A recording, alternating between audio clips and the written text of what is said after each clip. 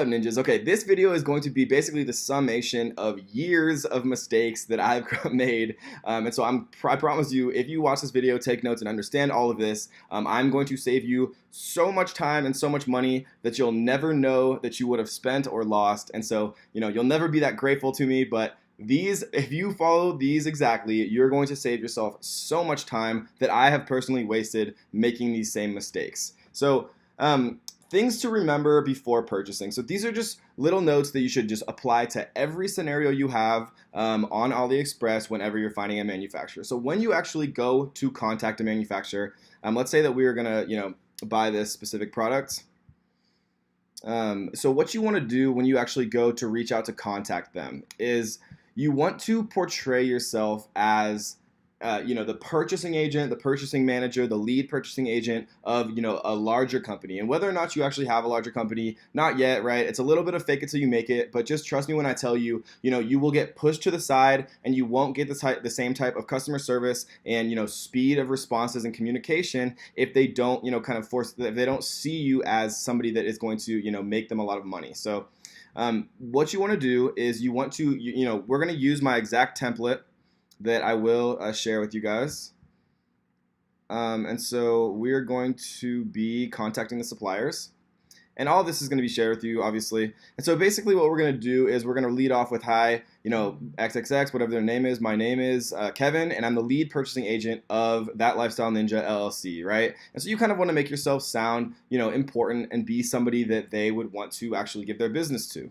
One of the things that you want to ask them is about minimum order quantities. So preferably they don't have minimum order quantities, what's called an MOQ. But MOQs, with Amazon selling and when you're ordering off Alibaba kind of in bulk, when you're ordering 500 units at a time or 1,000 or more, rather than just kind of one unit at a time. When we're drop shipping, guys, it's just much easier to have no minimum order quantities, kind of just so you can get your feet wet and be able to sell, one unit without worrying about having to buy a bunch up front, because then you have to hold inventory. There's upfront capital requirements, there's SKUs if you have different variants and things like that. You want to let them handle all of the hard stuff, and then all of our responsibility is going to be finding a niche, building a beautiful store, and then marketing it. And so if they have no minimum order quantities, it's going to be better in the long run. Remember that you want all of your orders to have no receipt, right? And so by no receipt, we mean that they actually offer what's called blind drop shipping. So blind drop shipping means that, because the worst case scenario is that somebody pays $40 for a bracelet and then it arrives at their house with a little receipt from AliExpress for 97 cents. And they're like, what the heck, right? Like, why did I just pay $39 more than what this actually costs? And so you want to make sure that all of their orders that they offer blind drop shipping, there's other words for it, but blind drop shipping is probably the most common. Just make sure when you first contact them to say, don't include any marketing materials of any kind or any invoices in any of the things that I'm ordering, right? And so you don't want any branding from the seller. You don't want any of their stuff on it.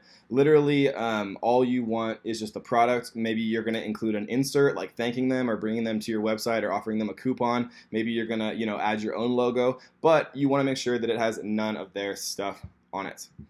You want to make sure that the product that you're considering buying has a description and HD images, right? Because writing kind of from scratch descriptions and titles and things like that is kind of difficult, and a lot of times these larger companies that have many orders will actually kind of do the work for you. And I'm not saying you should rely on this totally or anything like that, but they for the most part know tempered glass screen protector, explosion proof, toughened, protective. These are all great keywords that are obviously catered towards the iPhone screen protector, and so they're doing a lot of the work for you. You should do your own keyword research as well. But for the most part, with dropshipping, we're not going to be relying on SEO, or what's called search engine optimization, as much to organically rank in Google. We're going to be driving more paid traffic, so it's not a huge deal. You want these to be more kind of catered to the human eye, like something that I would like reading, not just keyword stuff.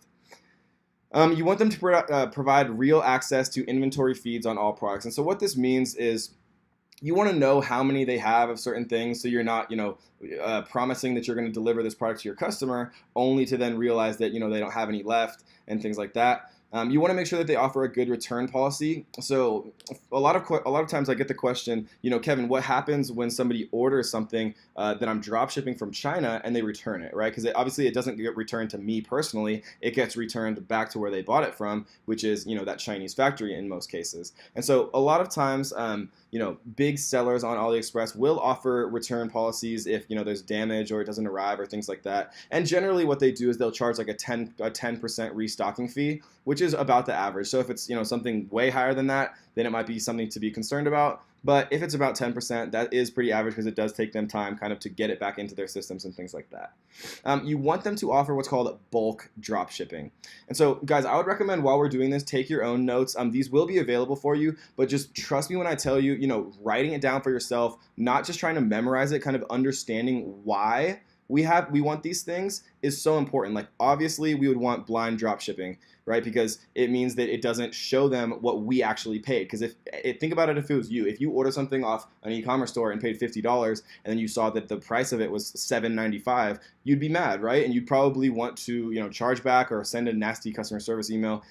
It's similarly with bulk drop shipping. So bulk drop shipping, as you start to scale, basically means that you can give one Excel sheet to your supplier and they can fulfill all of these orders. And let me give you an example just to make it super crystal clear. So let's say that you get 100 orders in a day, which is not at all uncommon. We've had many days where we've done much more than that. If you get 100 orders, all from 100 different people in 100 different places. Some people might be in Canada, some are in Australia, some are in the USA, some are in the UK, some are in Ohio, some are in Florida. All of those people have their own names and their own addresses, and actually going through and manually fulfilling each one of those, like going to AliExpress and typing in the product that they bought, typing in their address, typing in all of that, is much more difficult than just giving your supplier a spreadsheet that has name, email, address, zip code, state, country. It has all of the information that AliExpress, that your factory needs to actually fulfill all of those orders for you. And then what they do is that they'll basically just send you one invoice for all 100. So if you sold 100 to 100 different people, they'd fulfill all 100 to all 100 different places in the world, and then they'd send you one bill that said, they bought 50 of these, 20 of these, 30 of these, and we fulfilled all of them. This is the bill we're sending to you, and you just pay it all as once. And so most large dropshippers will offer this option. It makes things so much easier. It's not pivotal right when you're starting, but guys, as you start to scale, you want to kind of learn and establish these protocols and systems and get them in place so that it's not kind of a shock when you do start to scale and you do start to you are starting to make much more money.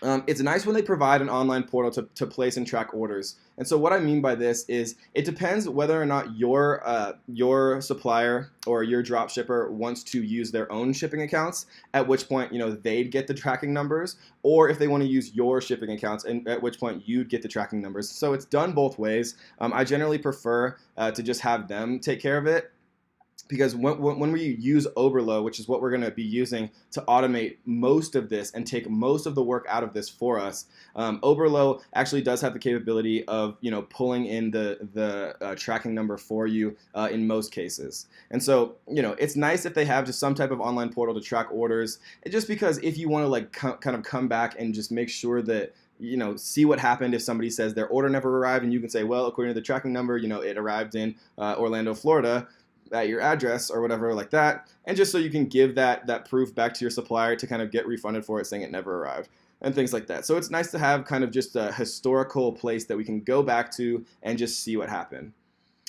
Per order fees. So some drop shippers will have what they call a per order or per unit fee, drop shipping fee that can range from $2 to $5. So on AliExpress, most of the time, what you see is what you get. So for example, this specific product, and I've never looked at this before, but right, this would be $1.10 per piece. And so, the sales price would be 99 cents per piece. And so the only other kind of hidden cost that you'd have to deal with is if you decided to use e-packet shipping. And so the 99 cents here, we'd scroll down and we go to shipping and payment. And then if we wanted to use e-packet, which is the fastest, right, it's 12 to 20 days, we see that the shipping price is actually $1.67. So the actual price of the product is only 99 cents. The shipping costs $1.67. So to get our like total cost for this product, combined cost of goods sold and shipping, it would be this $1.67 for e-packet shipping plus the 99 cents. And so it would be $2.09, right? And so it's important to note kind of what your total costs are. You want to make sure just up front, do you have any per order fees or per unit fees? Because some drop shippers will have that. And so most of the time on AliExpress, you won't see that. But, it's just good to ask just to make sure that you don't get hit with a bunch of fees that you weren't expecting. So one of the things that I like to do is ask manufacturers, do you guys have any closeouts? Do you have any showroom samples? Sometimes you can get amazing deals here with, styles that have just gone out of style. I guess that's probably not the best word to use there, but trends that have maybe gone out of style that they have like a bunch of units sitting in their factories for that they're trying to get out and clear space for other things. The beauty of dropshipping is you don't have to buy all of those units. You don't have to take on any of the risk. All you have to do is just set up a listing, set up a product onto your store, and sometimes you get lucky here, guys. Sometimes you hit products that other people, because not everyone knows what is in and out of style. I wear the same shirt every single day. Like I have no idea what style is, right? And so just because they think something's out of style does not at all mean that it's not going to sell like crazy in the USA or UK or whatever. And so sometimes you can get deals, right, when maybe this before cost 99 cents, but since it's on closeout or since it was a showroom sample or whatever, maybe they're only charging 47 cents or 30 cents or 10 cents or something, just because they want to clear it out of their warehouse. And so it's interesting and usually fruitful and profitable to ask to join manufacturers lists, ask if they have any closeouts or showroom samples, and then you can just join some trade show mailing lists. All you have to do, guys, is just Google search trade show newsletter and join some. If you have a specific niche in mind, maybe you could say watches trade show USA, and then see what you find and then join some of their newsletters, because they can keep you up to date on some of the newest trends, and it can just help you kind of stay ahead of the curve, because all of this is just being one step ahead of everyone else. The first to market in a lot of these ultra niche areas. It was exactly like what happened when I entered the fidget spinner craze, and then I got out before everyone and their mother also bought fidget spinners on Amazon. But if you can find it and identify it and have the confidence, to kind of invest some time into it beforehand, and you have that knowledge is power. Knowledge is what gives you, is what creates wealth. And all of these different tips and tricks, always keep them in the back of your mind. Read the list once a day if that helps you.